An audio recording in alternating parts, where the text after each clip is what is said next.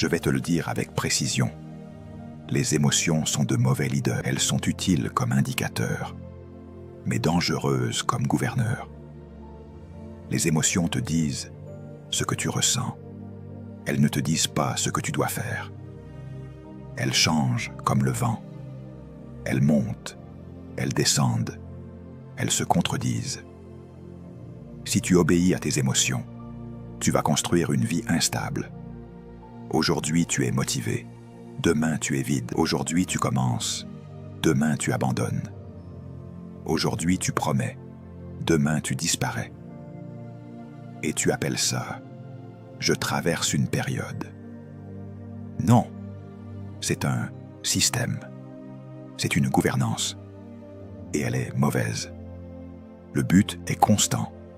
Les sentiments fluctuent. Ta mission ne change pas parce que tu es fatigué. Ta destinée ne se met pas en pause parce que tu es de mauvaise humeur. Ton appel ne devient pas optionnel parce que tu ne sens rien. Et c'est là que l'homme mûrit.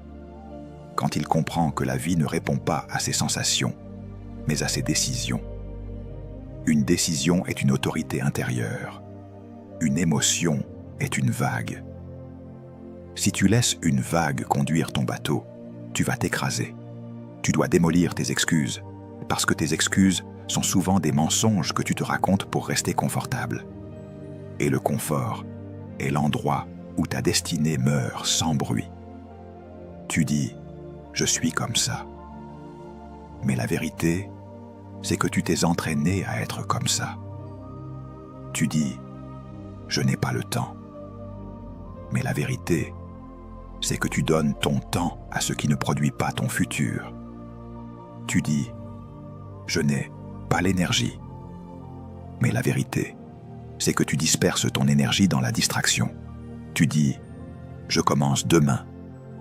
Mais la vérité, c'est que demain est souvent le masque du refus d'aujourd'hui. Je vais te confronter encore plus. Je n'ai pas envie est une phrase destructrice parce qu'elle transforme la discipline en esclavage. Elle te fait croire que tu es violent envers toi-même quand tu t'imposes une règle. Mais en réalité, la discipline est une preuve d'amour. Si tu t'aimes, tu te disciplines. Si tu te valorises, tu t'imposes des standards. Si tu respectes ton futur, tu refuses ce qui l'abîme. L'absence de discipline n'est pas de la douceur. C'est de la négligence. C'est une trahison lente de ton propre appel. Regarde ce que font les émotions quand elles gouvernent. Elles te font choisir l'immédiat contre l'éternel. Elles te font choisir le plaisir contre la mission. Elles te font choisir le soulagement contre la croissance. Elles te font choisir la fuite contre la confrontation. Elles te font choisir la procrastination contre l'obéissance. Et à chaque fois, tu perds quelque chose que tu ne récupères pas facilement. Ton élan. Tu dois apprendre une loi de leadership personnel.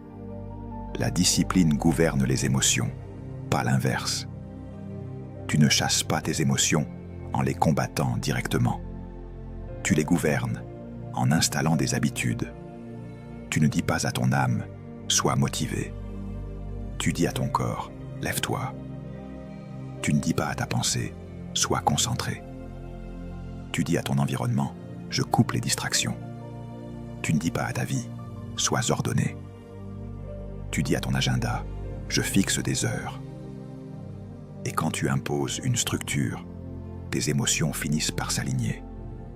Parce que l'émotion suit souvent l'action. L'action commandée devient une nouvelle normalité. Et la normalité produit une nouvelle identité. Tu dois aussi comprendre que l'excuse est une prison qui a l'air d'un refuge. Elle te protège de la douleur de l'effort, mais elle te condamne à la douleur du regret. L'effort fait mal un moment. Le regret fait mal longtemps. Et beaucoup choisissent la douleur courte à éviter. Puis ils embrassent la douleur longue sans le savoir.